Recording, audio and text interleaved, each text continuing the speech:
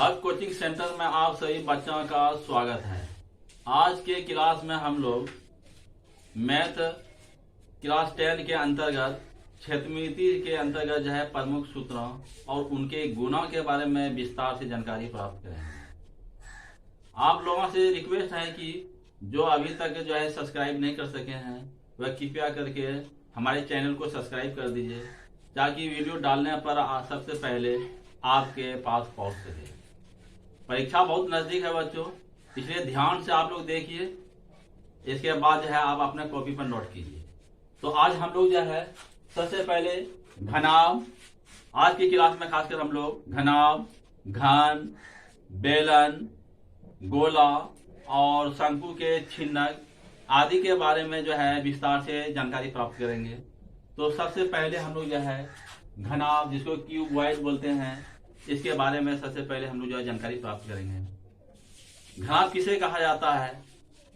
वह ठोस जो तीन जोड़ा समांतर और बराबर आयताकार पृष्ठों से घिरा हो उसको हम लोग घनाभ कहते हैं। समझना बच्चों? या हम लोग जो है इसको जो है दूसरे तरह से भी परिभाषित कर सकते हैं। 6 आयताकार फलकों से घिरे बंद आकृति को घनाभ कहते हैं। समझ गया बच्चों? तो चलते हैं घनाभ का हम लोग जो है डिफिनेशन लिखने जा रहा हूं। वह ठोस जो तीन आयताकार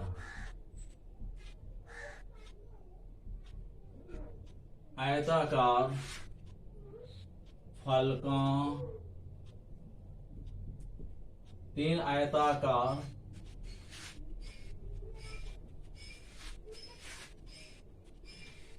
वह ठोस जो तीन जोड़ा आयताकार समांतर और बराबर पृष्ठों से घिरा हो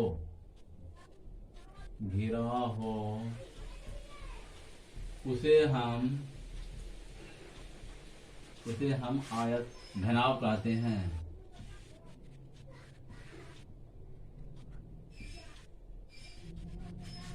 तो बच्चों यहाँ पर देखिए हमने जो है घनाभ का जो डिफिनेशन लिखा हूं, वह ठोस जो तीन जोड़ा आयताकार समांतर और बराबर पृष्ठों से घिरा हो उसे हम घनाभ कहते हैं।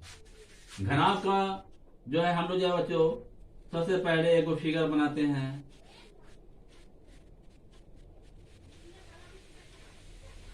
यह आपका एक आयत हुआ और इसके बाद एक और आयत हम जो बनाने जा रहा हूं।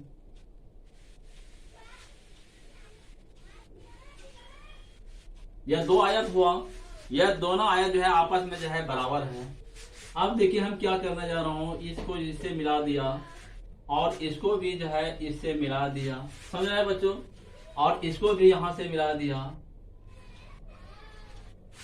और इसको भी यहां से मिला दिया।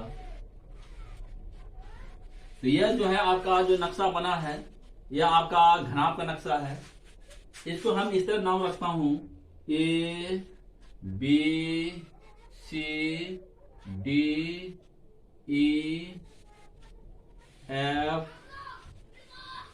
G और यह मेरा H हुआ। समझा बच्चों? तो इसमें जो है 6 आयताकार फलक है। पहले देखिए A B H F और दूसरा जो है हम लोगों का है E G C D। ये दोनों जो है आयताकार फलक जो है आपस में समांतर और बराबर है। और दूसरा इसके बाद जो है यह भी देखिए A G E F और जो है B C D E H ये दोनों भी जो है आपस में जो है समांतर है और बराबर है। तो 4 आयताकार फलक हम लोगों का हो गया। और पांचवा जो है हम लोगों का है A B C G और हुआ F H D E। ये भी जो है आयताकार फलक है। मतलब इस तरह मिलाकर 6 आयताकार फलक है। तो हम इसका डिफिनेशन इस प्रकार भी लिख सकता हूं, 6 आयताकार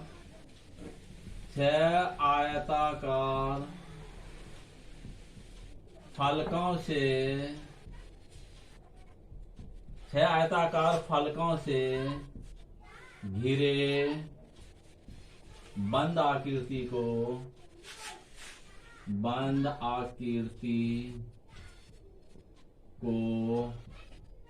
हम घनाभ कहते हैं।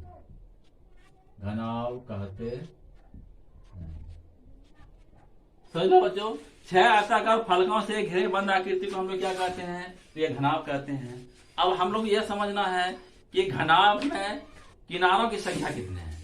तो घनाभ में जो है 12 किनारे होते हैं। जैसे हम लोग इसका नाम रख रहा हूं, घनाभ में जो है आपका 12 किनारा है। यह एक हुआ, यह किनारा हुआ आपका बच्चों 1, यह आपका 2 हो गया, यह 3, यह 4, यह 5, यह 6 हो गया, यह 7 हो गया, यह आपका 8 हो गया, यह 9 हुआ, यह 10 हो गया, और यह मेरा 11 है, और यह मेरा 12 है। तो मतलब हुआ कि घनाभ में किनारों की संख्या कितना है? तो 12 है। तो पहला स्टार लिखने जा रहा हूं,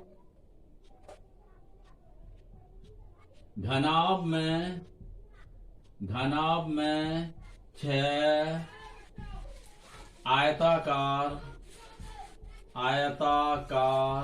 फलक होते हैं जो समांतर एवं बराबर होते हैं। यह फलक देखिए बच्चों कौन कौन है, इसका नाम लिख लेता हूं। यह फलक जो आपका है, एक वो आयत है आपका आयत, इसका नाम लिखने जा रहा हूं ABHF। यह जो है आपके बराबर है आयत CDEG।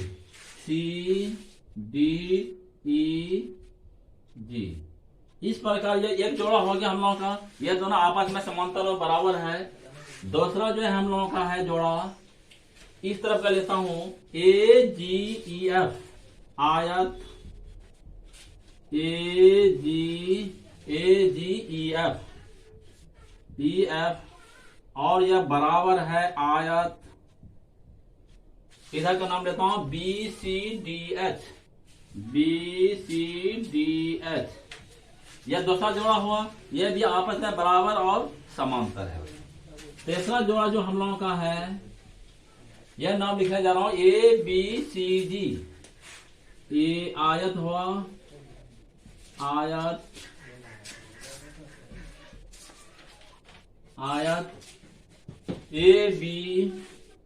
ABC और G, अब बराबर हुआ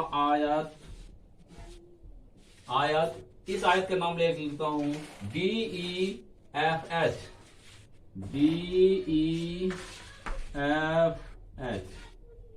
इस प्रकार जो है आयत घनाभ में 6 आयताकार फलक होते हैं, अर्थात 3 जोड़ा आयताकार फलक होते हैं, जो मैंने ये लिखा हूं। दूसरा स्टार है हम लोगों का, घनाभ में किनारों की संख्या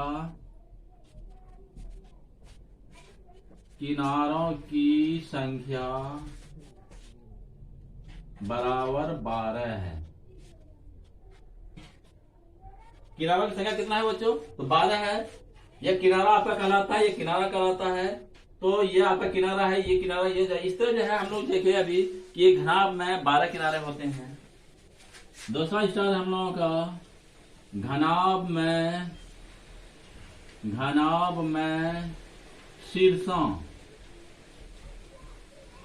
शीर्षों मतलब हुआ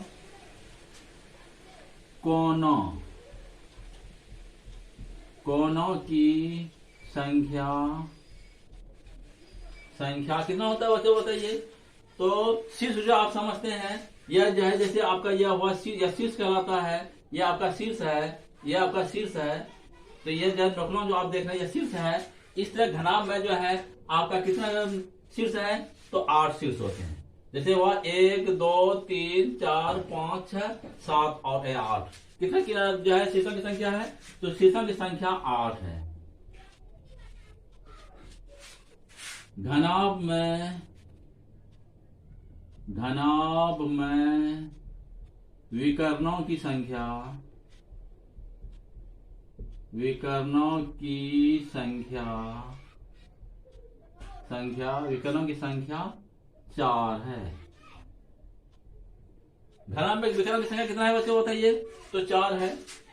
ये विकर्ण आप देख लीजिए कौन सा विकर्ण है।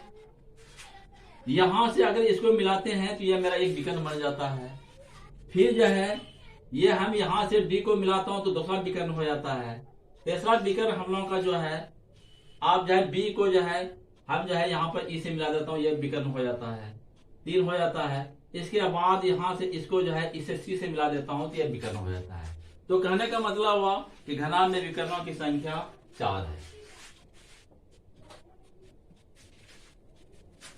माना कि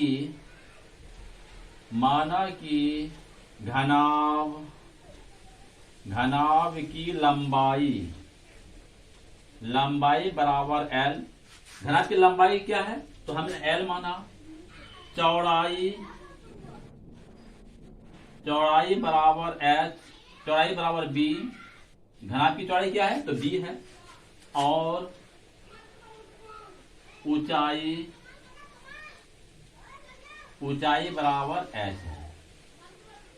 समझा बच्चों। तो इस तरह से जो है घनाभ की लंबाई को एल, चौड़ाई को बी और ऊंचाई मेरा एच है। तो यहाँ नक्शा में आप समझ लीजिए घनाभ की जो लंबाई आपका है तो इसको मैं लंबाई बोलता हूँ, यह मतलब एल हो गया। समझ बच्चों, यह मेरा लंबाई है। और ये भी मेरा लंबाई हुआ। ये मेरा क्या है, यह घनाभ की चौड़ाई है। जैसे यह मेरा बी हो गया आपका, यह चौड़ाई है। और ये अब जो आप देख रहे हैं यह घनाभ की ऊंचाई कहलाता है। तो यह मेरा एच है। समझना बच्चों, तो यह मेरा हुआ। तो इस तरह से जो है हमने घनाभ के बारे में जो विस्तार से जाना कि वह ठोस जो 3 जोड़ा आयताकार समांतर और बराबर पृष्ठों से घिरा हो घनाभ कहलाता है। घनाभ में 6 आयताकार फलक होते हैं। कितने फलक होते हैं, 6 आयताकार फलक होते हैं। घनाभ में किनारों की संख्या 12 है। घनाभ में शीर्ष यानी कोणों की संख्या जो है वह 8 है। और घनाभ में विकर्णों की संख्या 4 है। अब जो है हम लोग जो है घनाभ का जो है प्रमुख सूत्र के बारे में जानते हैं। तो मेरा जो सूत्र होगा, पहला सूत्र है मेरा घनाभ का कुल पृष्ठीय क्षेत्रफल।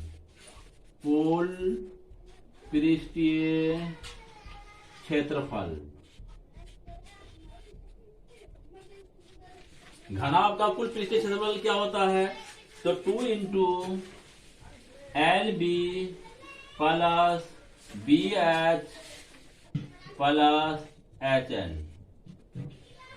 समझ रहे बच्चों, घनाभ का कुल पृष्ठीय क्षेत्रफल जो होता है हम लोगों का, घनाभ का कुल पृष्ठीय क्षेत्रफल जो होता है 2 into l b plus b h plus h l, अर्थात 2 गुना लंबाई जोड़ चौड़ाई गुना ऊंचाई और जोड़ ऊंचाई गुना लंबाई, इस तरह होता है। दूसरा सूत्र जो हम लोगों का है घनाभ का आयतन। घनाभ का आयतन, घनाभ का जो आयतन का सूत्र होता है एल गुना बी गुना एच।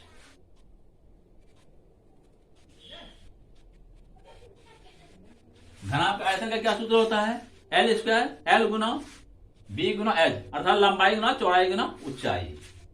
दूसरा जो होता है हमारा सूत्र घनाभ का विकर्ण।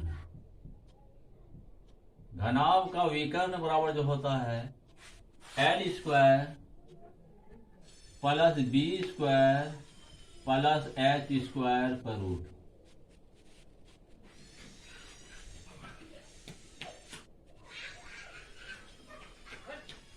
समझ लो बच्चों, घनाभ का विकर्ण का क्या सूत्र होता है? L square plus B square plus H square पर रूट।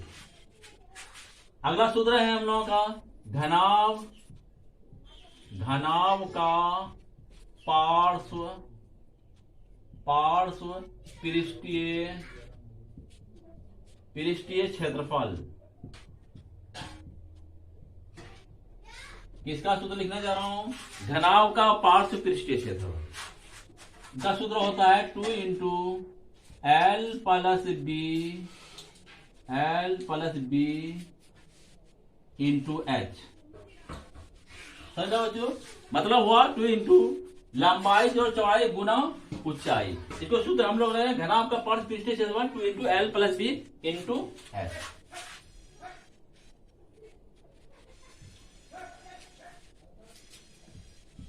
ये हम लोगों को जो है घनाभ का प्रमुख सूत्र था। हम लोग यह भी जानते हैं जाने कि घनाभ का पार्श्व पृष्ठीय क्षेत्रफल किसको कहा जाता है? घनाभ के, घनाभ के चार फलकों, क्या? घनाभ के चार फलकों, फलकों को मिलाने से घनाभ का पार्श्व पृष्ठीय क्षेत्रफल, क्षेत्रफल बनता है, बनता है। घनाभ के चार फलकों को मिलाने से क्या बनता है? तो घनाभ का पार्श्व पृष्ठीय क्षेत्रफल बनता है। तो समझ लिया बच्चों, एक बार जो है हम लोग जो है एक बार फिर जो है घनाभ के सूत्रों को एक बार डिवाइड कर लेते हैं। घनाभ का कुल पृष्ठीय क्षेत्रफल 2 into l b plus b h plus h l. समझ लिया बच्चों? घनाभ का आयतन का सूत्र होता है एल गुना बी गुना एच। घनाभ का विकर्ण बराबर होता है L square plus B square plus H square पर रूट। और घनाभ का पार्श्व पृष्ठीय क्षेत्रफल होता है 2 into L plus B into H. घनाभ के चार फलकों को मिलाने से घनाभ का पार्श्व पृष्ठीय क्षेत्रफल बनता है। समझ लो बच्चों? तो आप लोग इसको अच्छी तरह से नोट कर लीजिए। अब हम जो है इसके आगे पर जो है विस्तार से चर्चा करेंगे।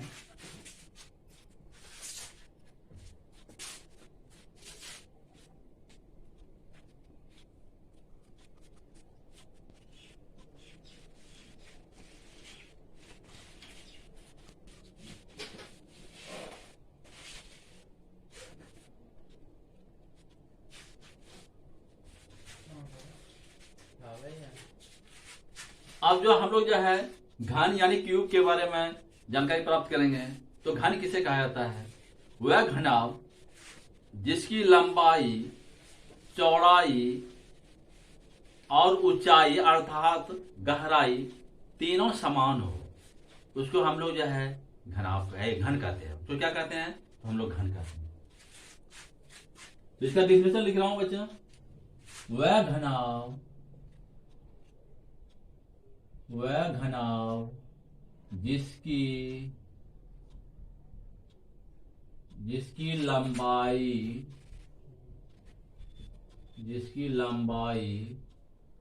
चौड़ाई एवं ऊंचाई, मतलब हुआ ऊंचाई का मतलब हुआ गहराई,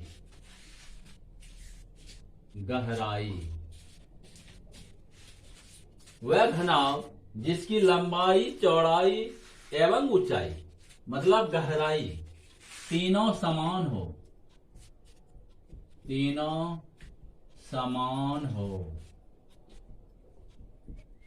घन कहलाता है, घन कहलाता है।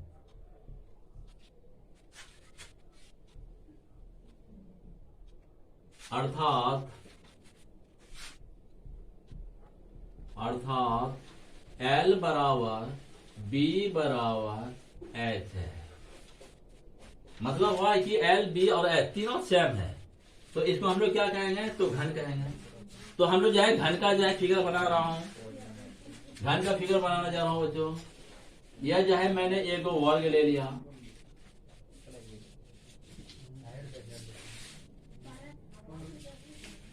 इसके बाद दूसरा जो है हम लोग लेने जा रहा हूं,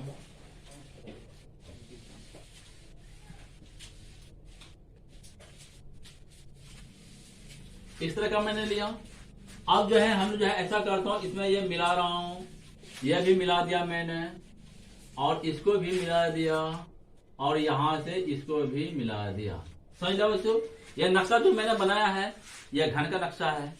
तो घन की भुजा को एल या ए से सूचित किया जा सकता है। तो यहां पर मैं जो है घन की भुजा को एल मान रहा हूं, माना कि घन की भुजा बराबर एल है। घन की भुजा को मैंने क्या मान लिया, तो एल मान लिया। तो ये सब भुजा जो है आपका एल हो गया, एल, यह भी एल हुआ, यह भी एल, सब भुजा जो है आपका एल बन जाएगा, यह सब बन जाएगा। समझो बच्चों, तो जिस तरह हम लोग जो है घनाभ में पढ़े थे कि घनाभ में किरांक संख्या क्या है, शीर्षांक संख्या क्या है, विकर्णक की क्या संख्या है, जस्ट उसी तरह घन में भी होता है। तो हम लोग चलते हैं, पहला स्टार, घन में 12 किनारे होते हैं, 12 किनारे होते हैं। दूसरा जो है हम लोग स्टार है, घन में 8 शीर्ष मतलब कोण होते हैं। समझ लो बच्चों, घन में कितने कोण होते हैं, तो 8 कोण होते हैं। घन में 4 विकर्ण होते हैं, विकर्ण होते हैं। घन में कितने विकर्ण होते हैं, तो 4 विकर्ण होते हैं। अब हम सूत्र लिखने जा रहा हूं, अब जो है हम सूत्र लिखने जा रहा हूं। तो घन का कुल पृष्ठीय क्षेत्रफल, पहला सूत्र है हम लोगों का, घन का कुल पृष्ठीय क्षेत्रफल, कुल पृष्ठीय क्षेत्रफल। हाँ, घन का कुल पृष्ठीय क्षेत्रफल या संपूर्ण पृष्ठीय क्षेत्रफल या पूर्ण क्षेत्रफल, किसी भी नाम से आप पुकार सकते हैं। तो हम लोग जो है घन का कुल पृष्ठीय क्षेत्रफल जो होता है हम लोगों का, तो 6l²। क्या होता है, तो 6l², मतलब 6 भुजा स्क्वायर। समझ लो बच्चों, तो घन का कुल पृष्ठीय क्षेत्रफल क्या हुआ, 6l², 6 भुजा स्क्वायर। समझ लिया। अगला जो हम लोगों का है सूत्र, अगला जो सूत्र हम लोगों का है, घन का आयतन बराबर जो सूत्र होगा L/Q। क्या होगा हम लोगों का सूत्र, L/Q, मतलब भुजा पर Q। समझ लिया, घन का आयतन क्या सूत्र क्या होता है, L/Q, यानी भुजा पर Q। तो यह मैंने भुजा पर Q लिख दिया। घन का विकर्ण जो होता है हमका, घन का विकर्ण बराबर जो होगा हम लोगों का √3l। क्या होता है घन का विकर्ण, क्या होता है, √3l। तो √3l मतलब √3 का नाम भुजा।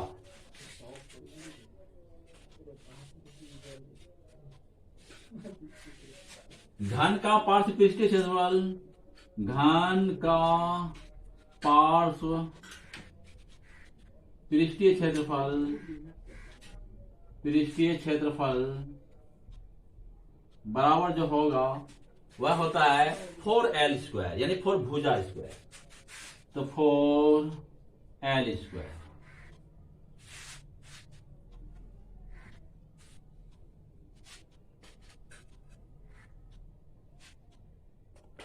तो एक बार हम लोग जो है फिर सूत्र को रिवाइज कर लेते हैं।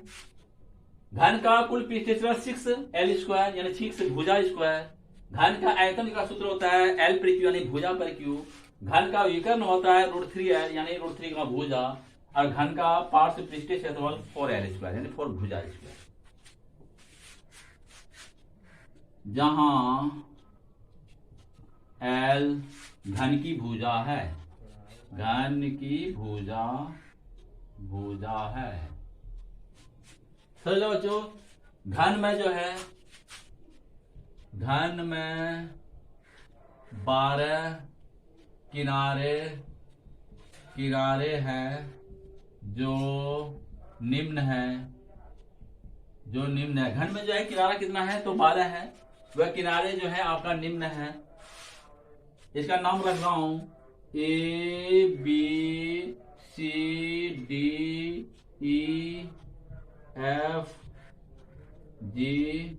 और H।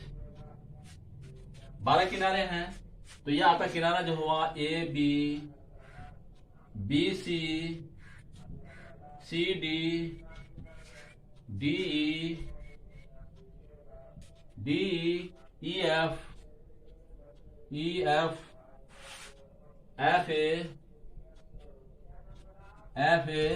और है आपका AG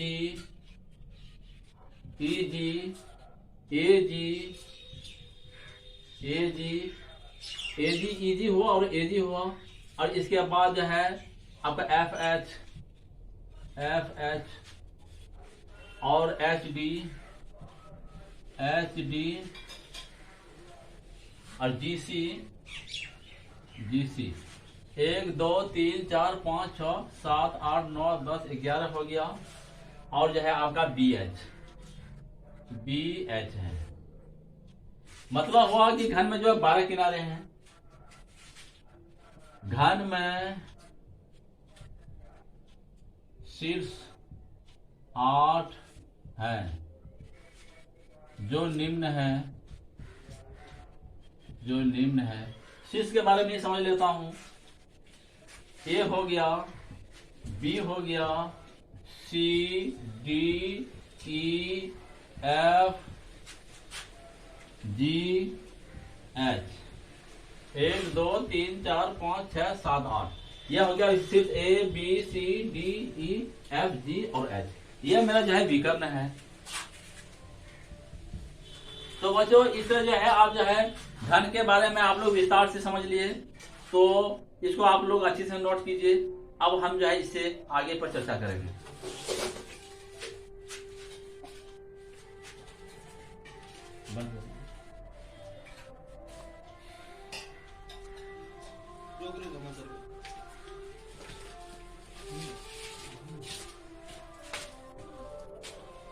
साबरीन में देखिए साबरीन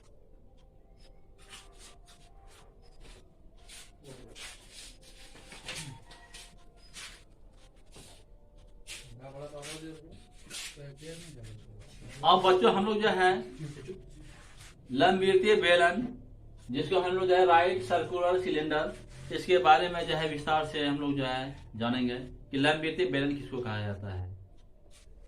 यदि कोई आयत की एक भुजा को स्थिर रखकर चारों ओर घुमाए जाए तो घूमने से जो पिंड का निर्माण होता है उसको हम जो है लंबवृत्तीय बेलन कहते हैं। समझ लिया। या इसको आप जो है इस तरह से भी कर सकते हैं।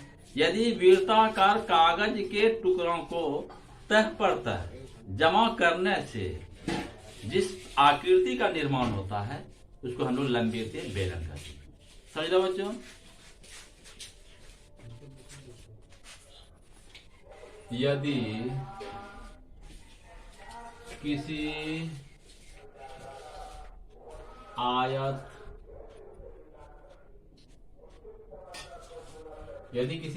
की एक भुजा को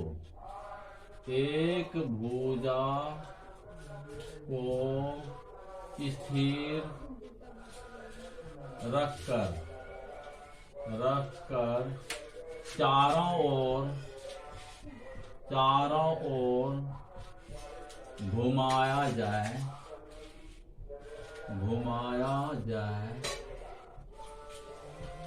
घुमाया जाए।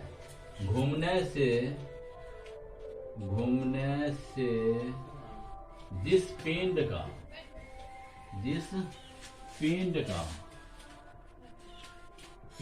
का निर्माण होता है उसे हम लंबवृत्तीय बेलन कहते हैं। लंबवृत्तीय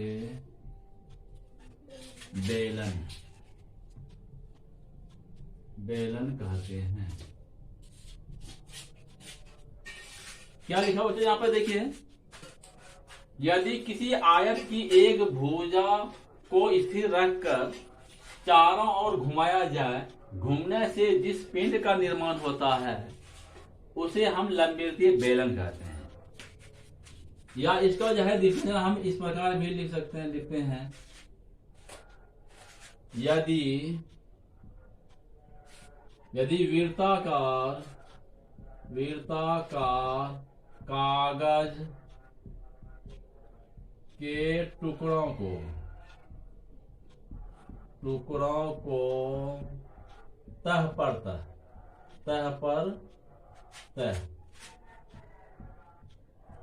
रखने से जिस आकृति का निर्माण होता है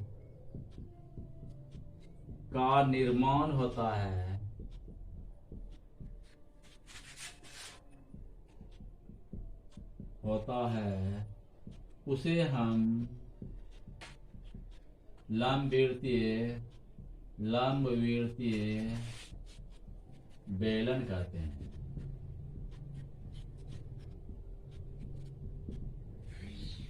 समझो बच्चों, मैंने लिखने लिखा, यदि वृत्ताकार कागज के टुकड़ों को तह पर तह रखने से जिस आकृति का निर्माण होता है उसे हम लंबवृत्तीय बेलन कहते हैं। तो यहाँ पर लंबवृत्तीय बेलन का जो है हम नक्शा बनाने जा रहा हूं।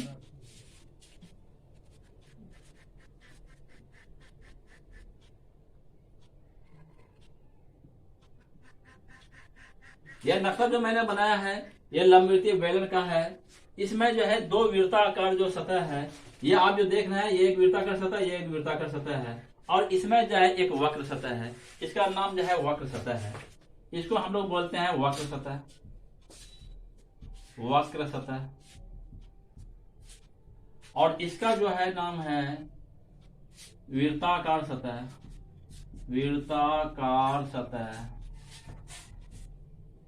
यह भी आपका वृत्ताकार सतह हुआ, वृत्ताकार सतह। समझ लो क्यों?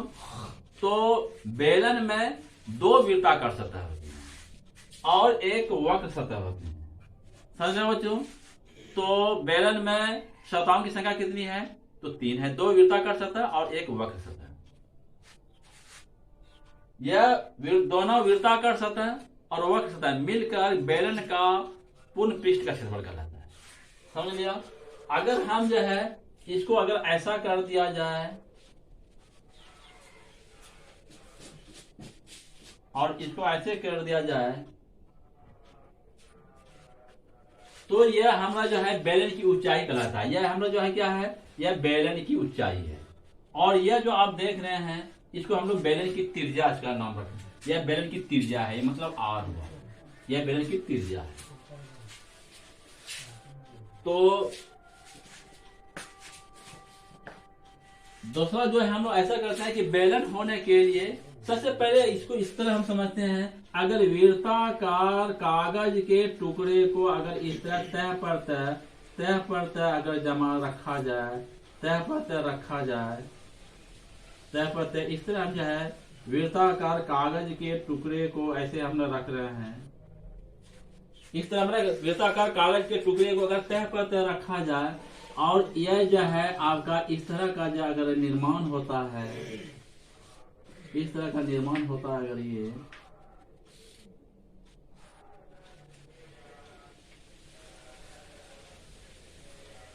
तो यह वृत्ताकार सतह हुआ। तो बेलन होने के लिए उसका सबसे पहला यह गुण है कि उसका आधार जो वृत्ताकार होना चाहिए। तो यहाँ पर जो है ये आपका आधार वृत्ताकार है और यह समकोण पे खड़ा यानी लंब पर खड़ा है। तो बेलन होने के लिए आधार भी वृत्ताकार होना चाहिए एवं जो है लंबवत यानी लंबवृत्तीय मतलब लंब के आधार पर खड़ा होना चाहिए, तब वह बेलन होगा। अब बेलन कब नहीं होगा, अगर मान लिया जाए बेलन को अगर वृत्ताकार सतह ऐसे अगर कर दिया जाए, ऐसे कर दिया जाए, ऐसे अगर कर दिया जाए, अगर कागज के टुकड़े को अगर मैंने इस तरह रख दिया तो ऐसा मेरा हो गया, यह बेलन नहीं है। इसलिए बेलन नहीं है कि वृत्ताकार सतह तो है लेकिन यह लंब पर खड़ा नहीं है, समकोण पर खड़ा नहीं है, तो यह लंब वृत्तीय बेलन नहीं है, लंब वृत्तीय बेलन नहीं है, बेलन नहीं है। समझ लो बच्चों, यह बेलन है, बेलन है, यह आपका बेलन हुआ, यह लंब वृत्तीय बेलन नहीं है। इसलिए लंब वृत्तीय बेलन नहीं है कि इसका आधार तो वृत्ताकार है लेकिन यह जो है समकोण यानी लंब पर खड़ा नहीं है, इसलिए लंब वृत्तीय बेलन नहीं है। अगर मान लीजिए हम जो है ऐसा अगर बनाए, कागज के टुकड़े को अगर जो है हम जो है ऐसे अगर हम कर दें,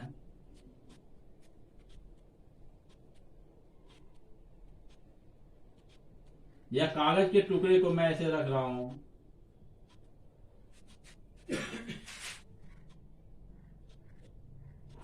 यह जो आप देख रहे हैं यह भी आपका बेलन नहीं है। इसलिए बेलन नहीं है कि इसका जो है आधार जो है वृत्ताकार नहीं है, लेकिन लंब के यानी समकोण पर तो खड़ा है, लंब के आधार पर तो है लेकिन वृत्ताकार सतह नहीं है, तो यह भी जो है आपका लंबवृत्तीय बेलन नहीं है। कहने के बाद लंबवृत्तीय बेलन के लिए आधार जो वृत्ताकार होना चाहिए एवं समकोण पे खड़ा होना चाहिए, लंब होना चाहिए। तो यह भी जो है लंबवृत्तीय बेलन नहीं है, लंबवृत्तीय बेलन बेलन नहीं है, नहीं है, क्योंकि इसका आधार वृत्ताकार नहीं है। समझे बच्चों, यह आपका लंबवृत्तीय बेलन है। यह भी जो आपका लंबवृत्तीय बेलन नहीं है, लंबवृत्तीय बेलन नहीं है क्योंकि इसमें आधार वृत्ताकार है परंतु लंब पर खड़ा नहीं है, खड़ा नहीं। समझे बच्चों, तो हम लोग अभी समझे कि लंबवृत्तीय कौन होता है और कौन नहीं होता है, ये हम लोग समझ लिया। अब जो है हम लोग जो है इस तरह में लिखने जा रहा हूं, बेलन में दो वृत्ताकार सतह होता है, दो वृत्ताकार सतह होता है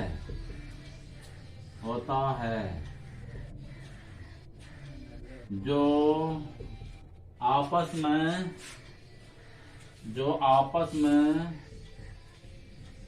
में बराबर है। बेलन में कितना, दो वृत्ताकार सतह होता है जो आपस में बराबर है। दूसरा स्तर है हम लोगों का, बेलन में एक वक्र सतह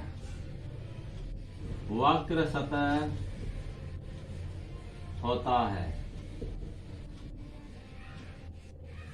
बेलन में कितने वक्र सतह होते हैं, एक बार यहाँ पे देख रहे हैं आप, ये जो है आप जो पोर्शन जो देख रहे हैं ये बेलन का वक्र सतह है और यह जो है आप जो बॉल जैसा जो देख रहे हैं ऊपर और नीचे यह वृत्ताकार सतह है। तो बेलन में एक वक्र सतह होता है। अगला स्तर है, बेलन में कुल सतहों की संख्या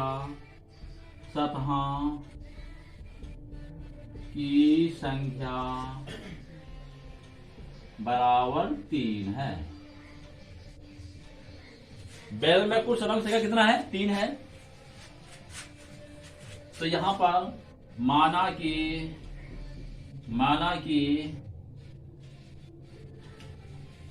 आर बराबर क्या है, त्रिज्या, यानी बेलन की त्रिज्या। ये आर मेरा क्या है, बेलन की त्रिज्या है। एच मेरा क्या है, तो बेलन की ऊंचाई, बेलन की ऊंचाई बेचाई है। समझ लो बच्चों। अब जो है हम सूत्र लिखने जा रहा हूं। बेलन का वक्र पृष्ठीय क्षेत्रफल, बेलन का वक्र पृष्ठीय क्षेत्रफल, वक्र पृष्ठीय क्षेत्रफल, पृष्ठीय क्षेत्रफल, बेलन का वक्र क्षेत्रफल क्या होता है बच्चों, तो 2 पार एच, 2 पार आर एच। बेलन का वक्र पृष्ठीय क्षेत्रफल क्या होता है हम लोगों का, तो 2 पार एच। बेलन का वक्र पृष्ठीय क्षेत्रफल 2 पार एच। बेलन का आयतन, बेलन का आयतन, बेलन का आयतन जो हम लोग का सूत्र होगा पार स्क्वायर एच। क्या होता है, तो पार स्क्वायर एच, पार आर स्क्वायर एच। बेलन का आयतन का सूत्र हुआ पार स्क्वायर एच। बेलन का कुल पृष्ठीय क्षेत्रफल, कुल पृष्ठ का क्षेत्रफल, क्षेत्रफल बराबर जो सूत्र होगा हम लोगों का, बेलन का कुल पृष्ठीय क्षेत्रफल 2 पार R into are plus H, 2 par into are plus H. यह बेलन का कुल पृष्ठीय क्षेत्रफल होगा।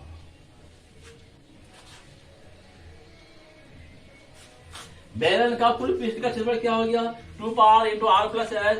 बेलन का आयतन क्या क्या सूत्र हुआ, पार स्क्वायर एच। और बेलन का वक्र पृष्ठीय क्षेत्रफल होता है 2 पार एच। अब खोखला, अगला सूत्र लिखने जा रहा हूं। बेलन, खोखले बेलन, खोखले बेलन का कुल पृष्ठ का क्षेत्रफल, किसका सूत्र लिखने जा रहा हूं बच्चों, खोखले बेलन का कुल पृष्ठ का क्षेत्रफल जो होता है हम लोगों का सूत्र 2 पार एच, 2 पार आर एच प्लस 2 पार आर एच प्लस 2 पार R plus H, R plus R. समझो बच्चों।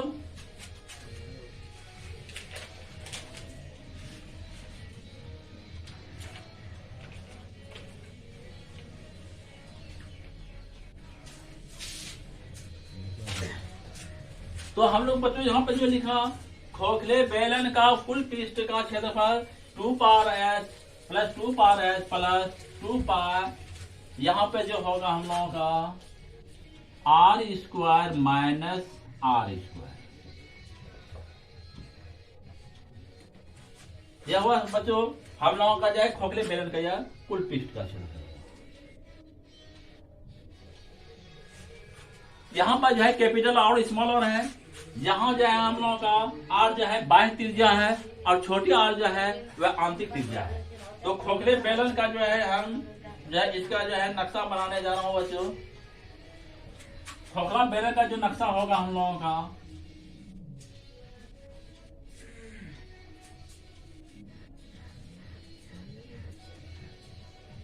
यह मैंने बेलन बनाया और यह मेरा जो है त्रिज्या है।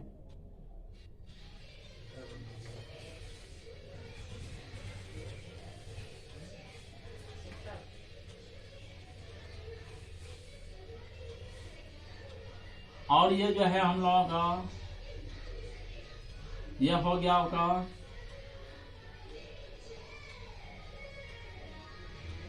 ये जो हुआ, यह जो है ये जो बड़ी जो यहां से जो ये आर है आपका,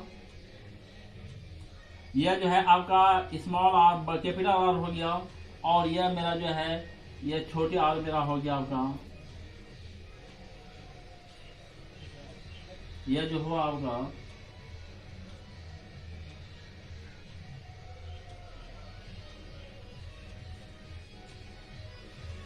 यह मेरा कैपिटल आर है, और यह यहाँ पे यहाँ जो देख रहे हैं यह आपका स्मॉल आर है, और यह मेरा एच है। तो जहां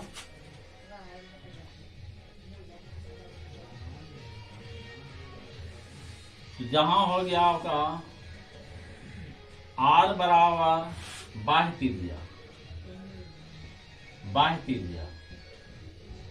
कैपिटल आर मेरा क्या है, यह बाह्य त्रिज्या है, और स्मॉल आर मेरा क्या है, अंतः त्रिज्या, और एच जो है यह बेलन की ऊंचाई,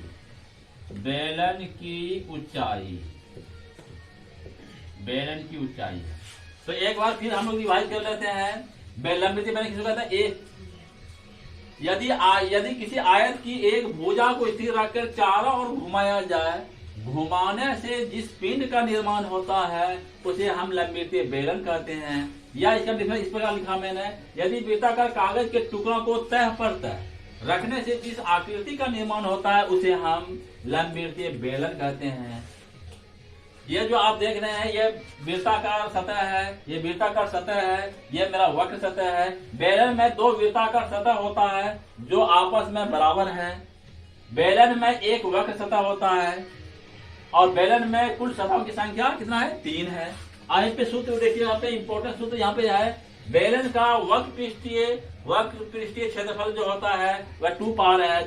बेलन का आयतन का सूत्र होता है पार स्क्वायर एच, और बेलन का कुल पृष्ठ का क्षेत्रफल 2 पार इंटू आर प्लस एच, और खोखले बेलन का कुल पृष्ठ का क्षेत्रफल 2 पार H plus 2 par H plus 2 par into R square minus are square, जहां आर बाह्य त्रिज्या है और स्मॉल आर अंतः त्रिज्या है, एवं एच जो है बेलन की ऊंचाई है। तो बच्चों इसको आप अच्छी तरह से नोट कर लीजिए। अब हम जो है इससे आगे पर चर्चा करेंगे।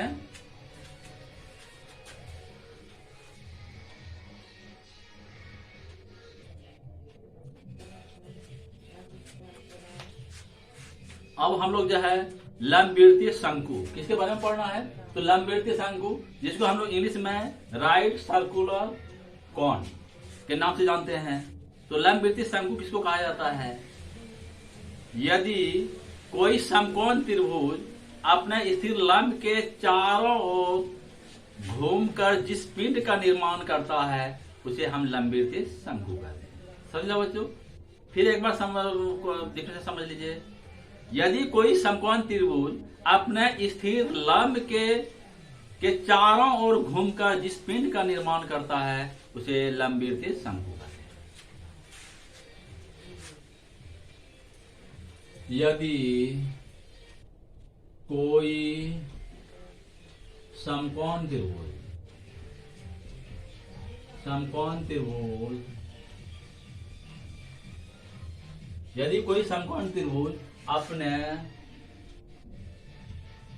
अपने लंब को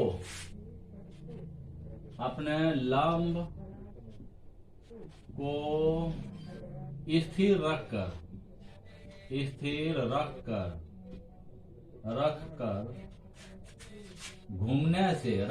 घूमने से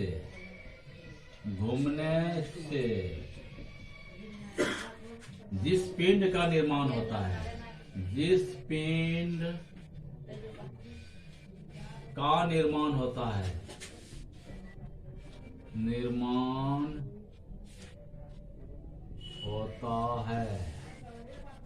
उसे हम लंबवृत्तीय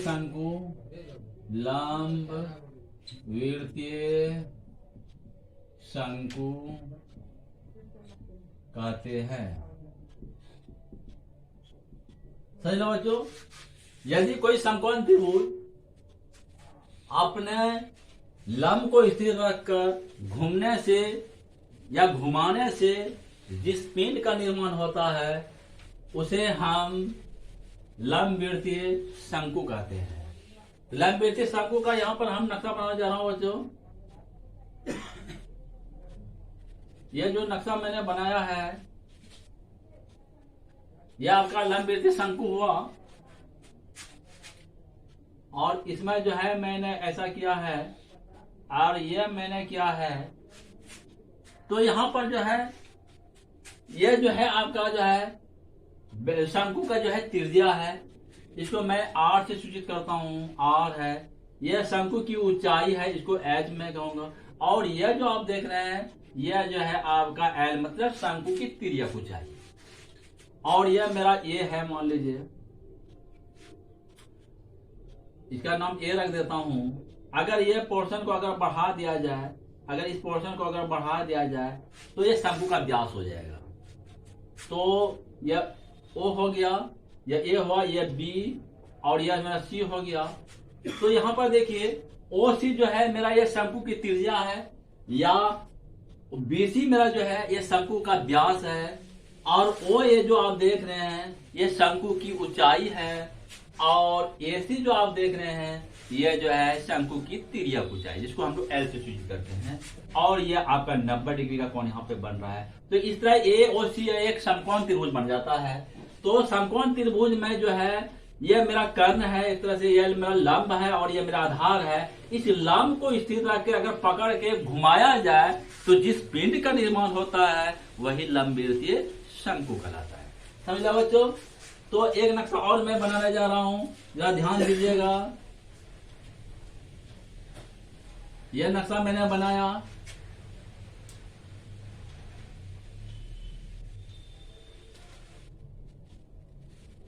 यह जो है मेरा वक्र सतह है, इसको हम लोग क्या बोलूंगा, वक्र सतह, वक्र सतह। यह वृत्ताकार सतह, वृत्ताकार सतह,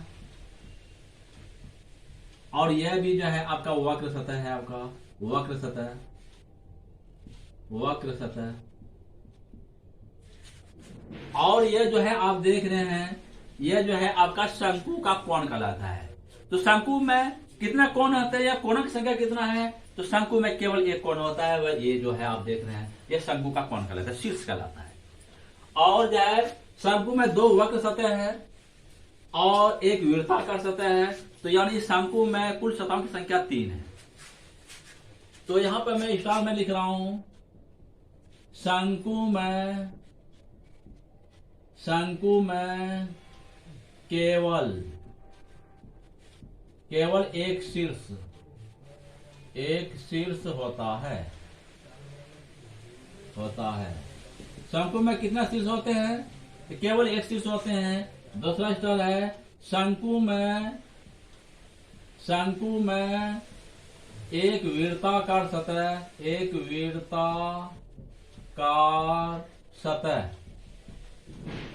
सतह होता है। अगला स्तर है शंकु में 2 वक्र सतह होते हैं। शंकु में 2 वक्र सतह, कितना? 2 वक्र सतह होते हैं, वक्र सतह होता है। शंकु में कुल सतहों की संख्या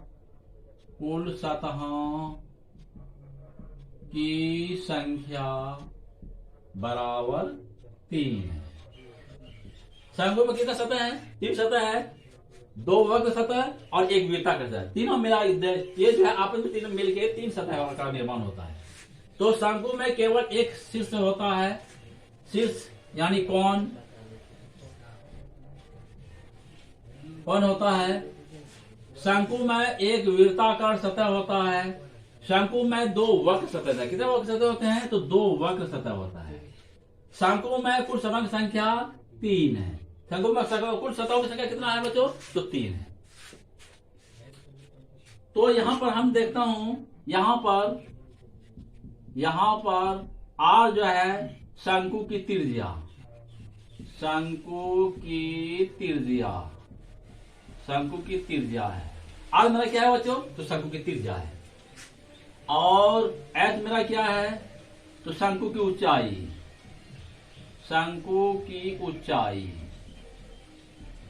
शंकु की ऊंचाई है, और मेरा एल जो देख रहे हैं यह शंकु की तिर्यक ऊंचाई, शंकु की तिर्यक ऊंचाई,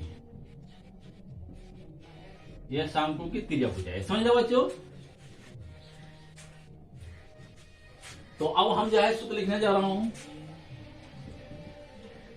अब हम सूत्र लिखने जा रहा हूं।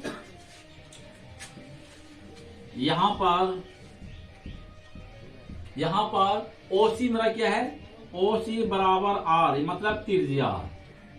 ओ ए बराबर मेरा एच, यह शंकु की ऊंचाई, यह मेरा क्या है, शंकु की ऊंचाई। एसी मेरा क्या है, एसी मेरा है तिर्यक ऊंचाई, मतलब एल।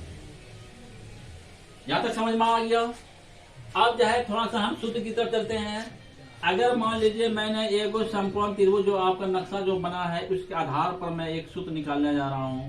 जैसे यह समकोण त्रिभुज है तो यह ए ओ सी यह आपका समकोण है, यह जो है पार्ट मैंने लिया हूं, यह पार्ट मैंने लिया हूं। तो यह मेरा देखिए बच्चों, यहाँ पे यह मेरा आर है, यह मेरा एच है, और मेरा यह एल है। समझ लो बच्चों। तो यह समकोण त्रिभुज में पाइथागोरस थ्योरम लगाऊंगा तो कर्ण का होल स्क्वायर बराबर लंब का होल स्क्वायर आधार कम होगा। तो यहाँ पे मेरा सूत्र बन रहा है एल बराबर, जो मैं सूत्र लिखूंगा, एल बराबर h square plus r square पर रूट।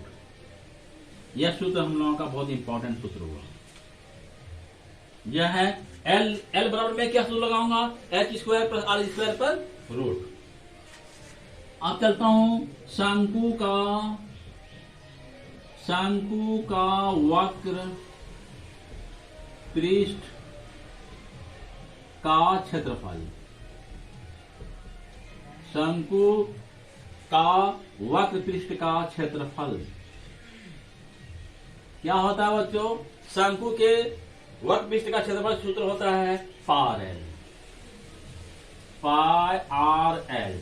समझ रहे बच्चों, शंकु का वक्र पृष्ठ का क्षेत्रफल क्या होता है, तो पाई एल।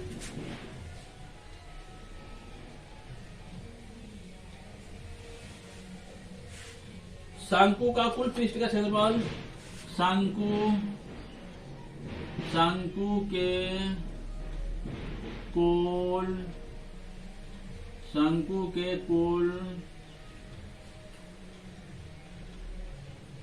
के कुल पृष्ठ का क्षेत्रफल, कुल पृष्ठ का क्षेत्रफल।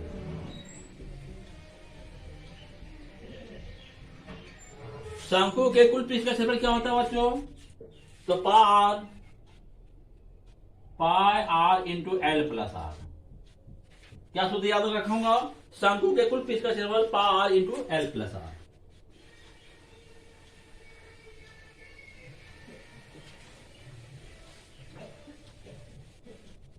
समझे बच्चों। अगला जो सूत्र हम लोगों का है शंकु का आयतन, शंकु का आयतन। शंकु का आयतन का जो सूत्र होगा वह 1/3 power square h, 1/3 pi r square H.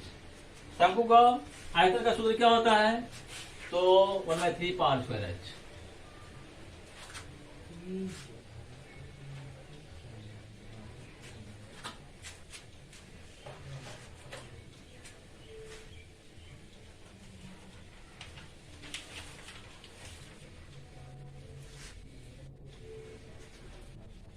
तो समझ लिया बच्चों। तो शंकु का आयतन हो गया 1/3 पाई स्क्वायर एच।